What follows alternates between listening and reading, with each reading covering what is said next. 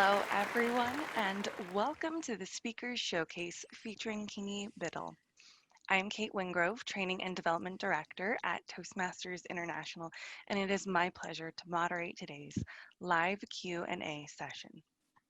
To ask Kingi a question, please click the Q&A button at the bottom of your screen and type your question into the box that will open and hit send. We'll do our best to address as many questions as we can during the course of our time together today. I'm going to repeat those instructions one more time for you, but as soon as you want, you can go ahead and start entering your questions. So if you'd like to ask Kingi a question, there should be a Q&A button at the bottom of your screen, and you can go ahead and type your question into that Q&A panel and hit send, and we will address your questions as quickly as we can. With that, it is my pleasure to introduce Kingi Biddle. Kingi descends from the Maori people of New Zealand. He is an orator for his tribe and has been taught by his elders the art of storytelling. Kingi was a World Championship of Public Speaking finalist in 2011 and 2013, and he became first runner-up in 2013. He has spoken to audiences throughout Toastmasters International in places such as Australia, Oman, Dubai, and China. Kingi's education session titled The Messenger is available to watch on demand, and we are so honored that he is joining us live today. So please welcome Kingi Biddle. Hello, everybody. Hello, Kate. It's a real pleasure to be here today, and I acknowledge everybody coming here and spending this time of the morning, spending some time with me. Well, thank you, Kingi, so much for joining us today. We are so excited to have you with us. And we do have some questions already, so let's go ahead and jump right in. So to kick things off, we'd like to know, what words of advice do you have for Toastmasters who don't think that they're great storytellers? Thank you. Thank you very much for that question. I think when somebody begins their journey at Toastmasters, what we try and do is to try and find that really special, really amazing speech. And what happens is we actually can't, we think we don't have any speeches. But what the message of the message is that messages are all around us. I grew up in with the Maori, with Maori designs, Maori songs. They tell me about my past. They tell me about my ancestors so clearly that I can actually see it happen. Now, I know there are some messages that perhaps your grandmother has told you, maybe even as you're walking along the street, that your child has told you, something that they learned at school today. If we look within our own world, it's amazing what others can learn about things that the messages that you have learned, simply by starting your day, simply by going to work, simply by sitting at work, getting something wrong, there's a message there, because in getting something wrong, you learned something, so now you're a bit closer to getting something right. To me, that's one of the beautiful things about the messenger, is that the messages aren't out there somewhere, some burning bush out there that will give us the thunder and lightning coming down. It's right here. And what I want to know as an audience member is, I want to know how you saw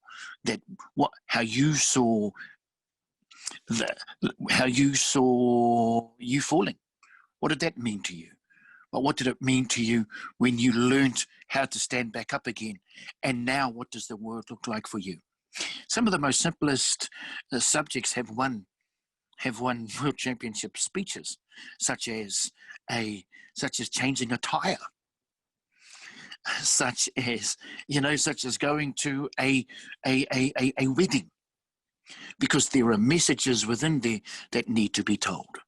So look within your own world, look within those messages you've learned as you were growing up, and then don't look at it as a speech or a story, but look at it as a message that everybody else needs to hear.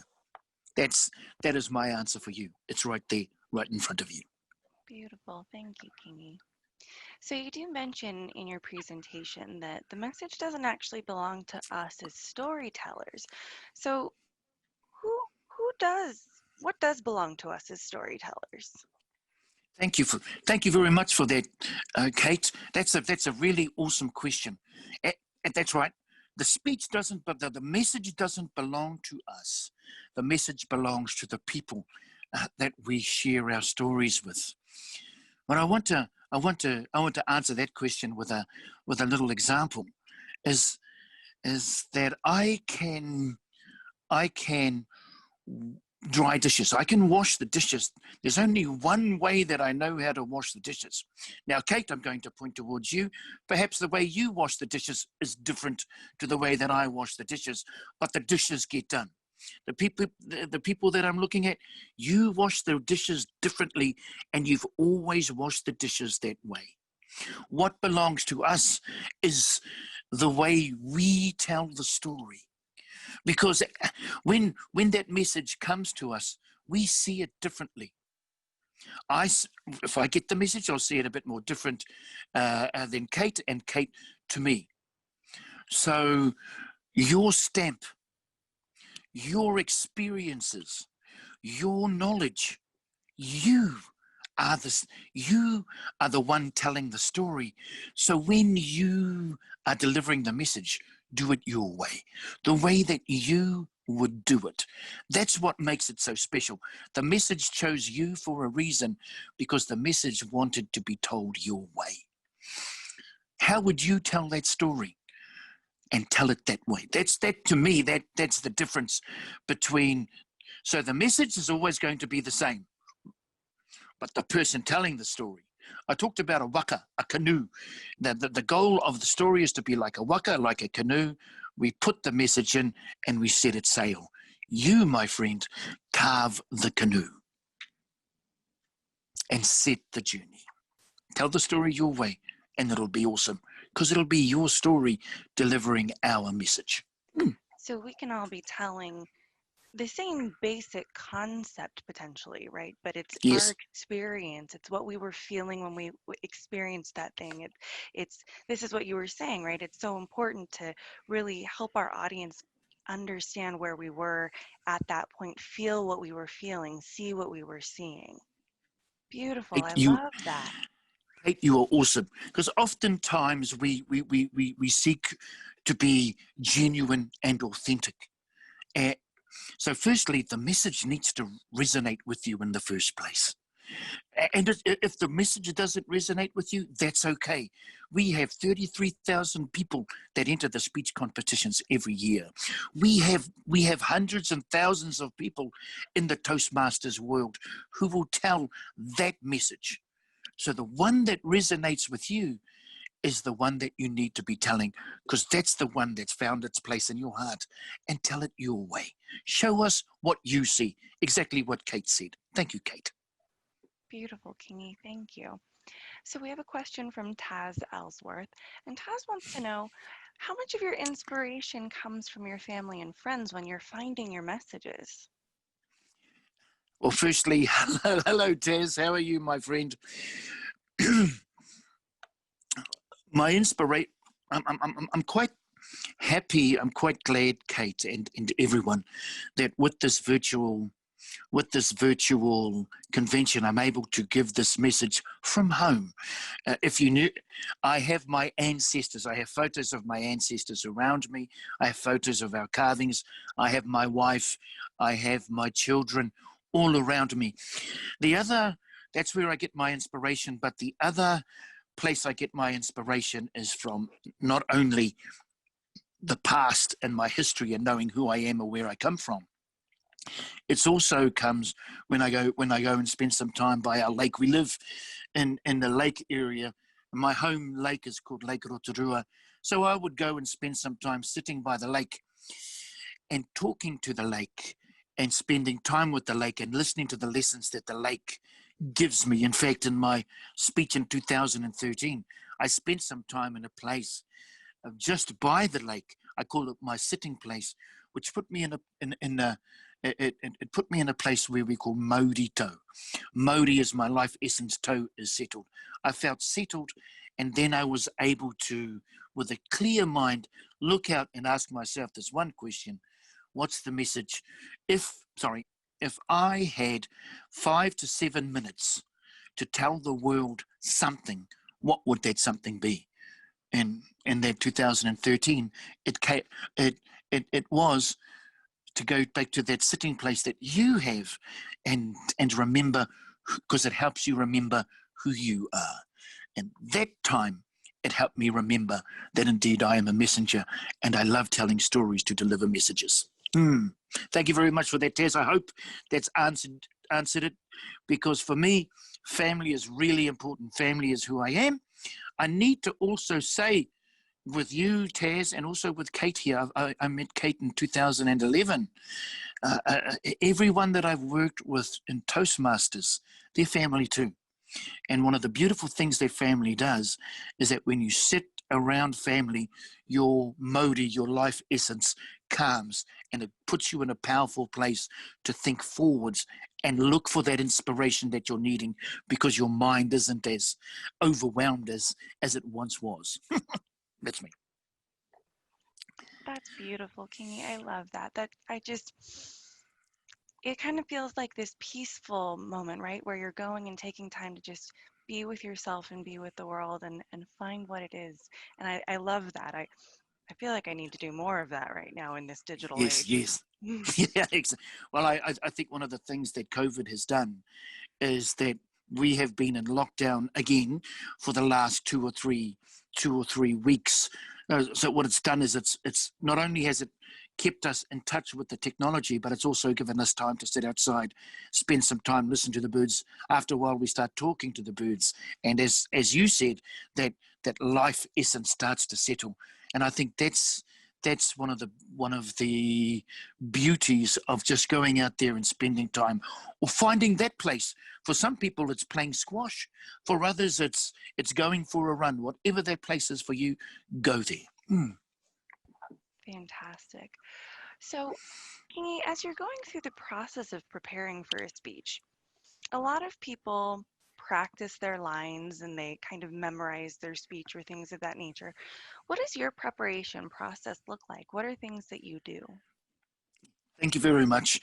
I I practice delivering the message. I make sure that when that I once focused on the words, then I would become quite anxious if I had forgotten one word or one line. But it's actually as I keep saying that the story is uh, the waka. It's the message that's most important. So what I do is I practice I practice the speech, but if I make a mistake, I'm okay with that. It helps me, because when I'm on stage and I make a mistake, sometimes I'd freeze. But I just want to make sure that my focus is on the message, not the speech.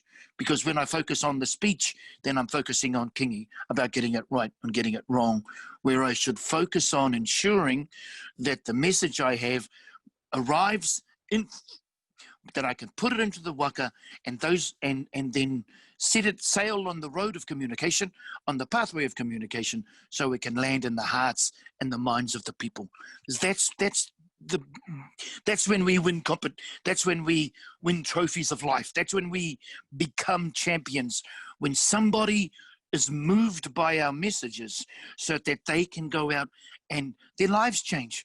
Wow, that's one of the beautiful things that I've experienced.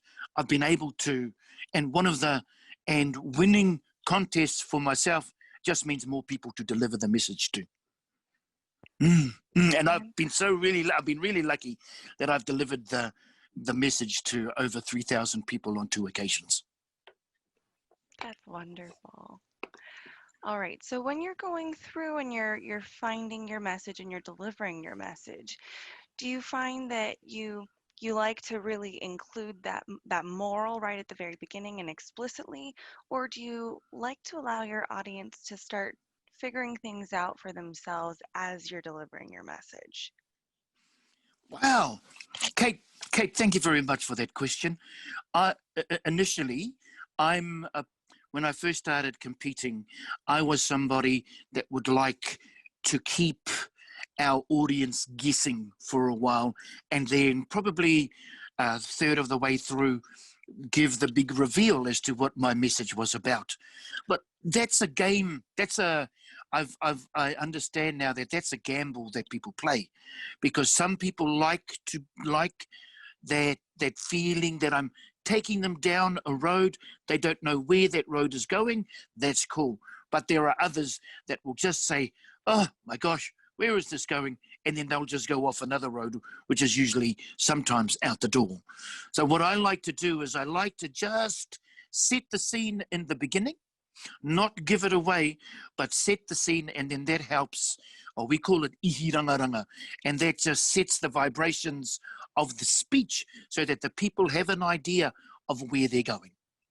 They don't know the exact place they're going, but they've got a bit of an idea, so they stay on that road, and then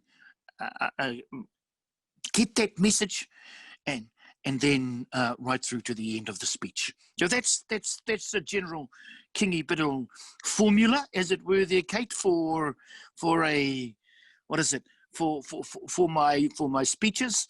I have to say, as an aside, I've been watching some of the speeches in the semi-finals this year. I might need to change the way I do things, because I've just learned so much from the semi-finalists, the way they deliver their messages, and is totally reminds me that we're always learning, and we're always changing, and we're always evolving. Lovely. And I do want to give credit. That last question did also come from Taz as well. Yeah, thank you, Taz. All right, let's see, what else do I have here. So, you mentioned in your presentation that we shouldn't just describe as we're telling our story, but we actually want to transport our audiences through the storytelling. So, what are some ways that we can go about doing that? Thank you very much for that question, and one of the examples that I use, and I'm sure many have seen the movie Willy Wonka and the Chocolate Factory, which Charlie and the Chocolate Factory, I think it was, starring Gene Wilder. Now, one of the when you go into that, when you see the movie, there's a really small corridor. They walk down, then there's a door that opens. They walk through that door, and oh my gosh, there is a room where we can eat the grass. It's just filled with sweets, candy, I think they call it in America. There are trees, just amazing trees that you can eat. In fact, they eat. You can even eat the dishes. They even take off a petal, and there it looks like a cup, and in the petal is this beautiful jelly. Well, jello, I think you call it in America. Can you remember that time? Can you remember that movie? Can you remember how you felt? That you wanted to break through the screen, lie in the grass, eat the food, swim, well, not swim, but drink from that chocolate fountain. Sometimes when we speak, we describe and such, but when we take ourselves there, like really take ourselves there, such as, even though we're not there, we are standing on the grass. We are smelling the wonderful smells. We're looking around, wondering where's the next place we should go to. We feel that. And then what smells did you smell? What can you tell me? Because I can't see that. Tell me. Oh, the smells were so amazing. It makes you want to climb the trees and just smell the flowers, the most beautiful you've ever felt, because you're there, even though you're not there. This was taught to us by our ancestors, by my ancestors, by my grandparents and their grandparents, because they wouldn't just tell us the story, they told us the story as if they were there. The stories would happen. In fact, there was one story where one tribe came over 500 years ago. We understood that there were going to be 300 in that team, in that tribe. We had 400, so we were okay. Suddenly, 700 people came over in that battle. My grandmother and grandfather, even though this happened 400 years before them, you could feel their anger.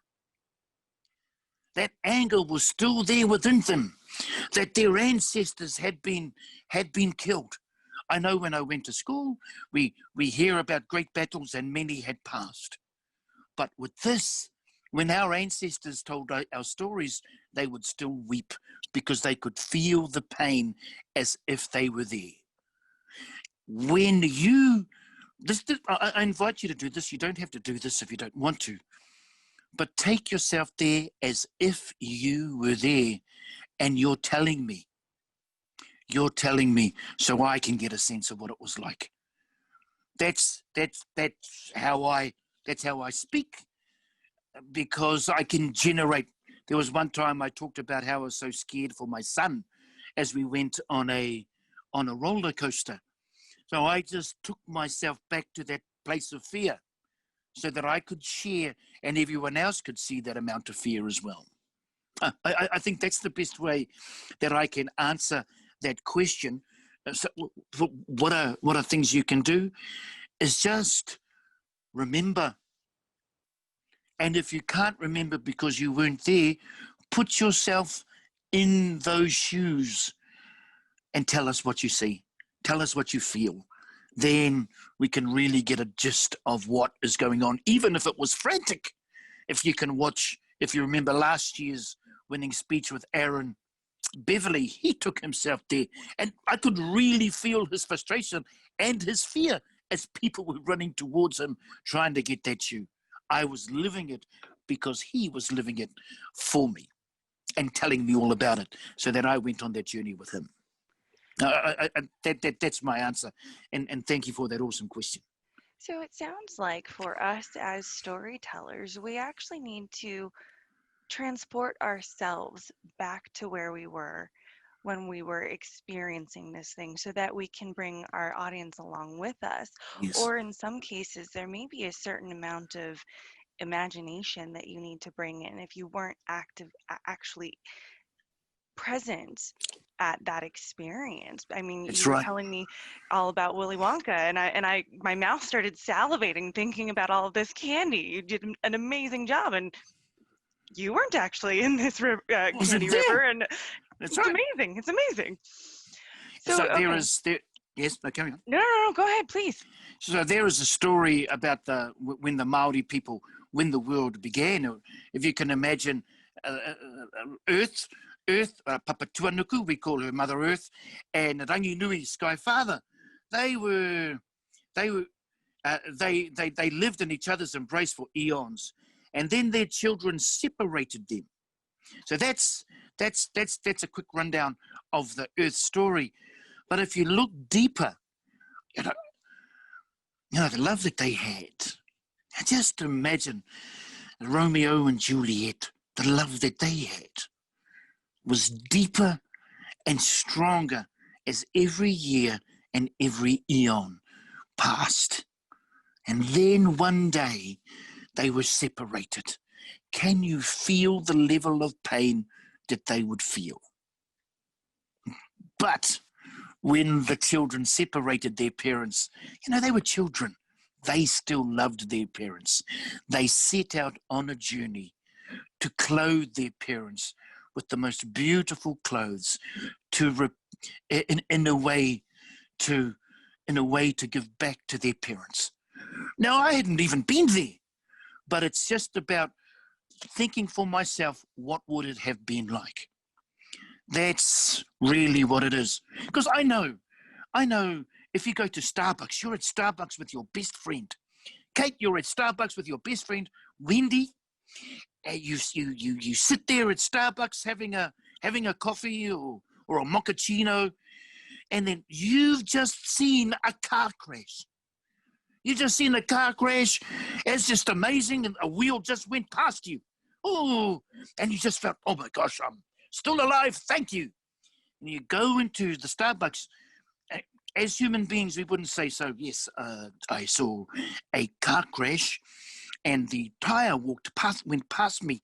We would relive it because it was right there, so that we can, because A, we need to share it, and B, we need to let somebody that we know, that we care about, do that as well. So it's not about we do that as human beings.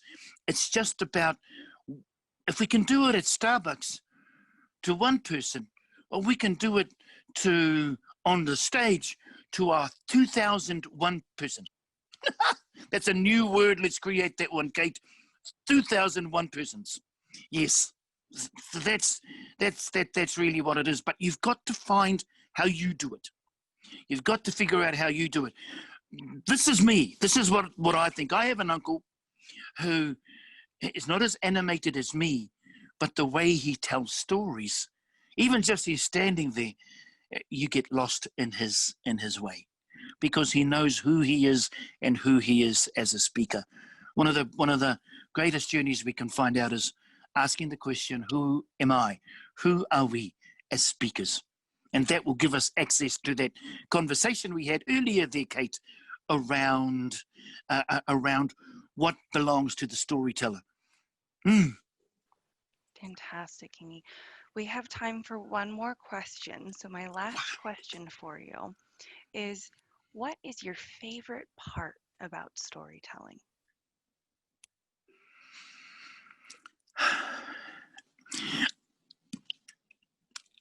Everything from Once Upon a Time to Live It Happily Ever After. I think for me, it's the part where, well, there's a word that we call kamarama puahoaho te tangata. What does that mean? Is that the person can see it so clearly. Like it's like marama means the moon, puahoaho means, just imagine that there are no clouds at night and the moon is shining down and you can see everything clearly. When people go, when you can see in the eyes of the person that they have got, that the waka, that the canoe has arrived, that's the most beautiful part, because I know that the message has arrived. That's, apart from everything else, as I said, that's the part that I know. Why? Is because, as I said, we are messengers. We are not speakers. We are not storytellers. We are messengers, delivering messages of hope for those without, and messages of dignity for those who feel that they do not have any. Toastmasters is about showing us how to deliver that message clearly, kia marama puahoaho te tangata, so the person can see it clearly for themselves. Because the beautiful thing about the marama, about the sun, is of the moon, if you didn't have the moon, you'd be crashing into trees. You'd be tripping over the rocks. But the moon helps you get your pathway home. And that's what messages do. Helps people, it helps clear the pathway so that the moon shines brighter when everything around you is dark. Oh, Kingi, this was just so much fun. And thank you for taking us on a journey today. Thank you for your time. Thank you to all of our attendees for joining us on this speaker's showcase. If you have not already done so, make sure that you watch Kingi Biddle's education session, The Messenger. Thank you, Kingi, so much. And everybody, wherever you are, whatever time it is, have a wonderful rest of your morning, afternoon, or evening. Mm, thank you.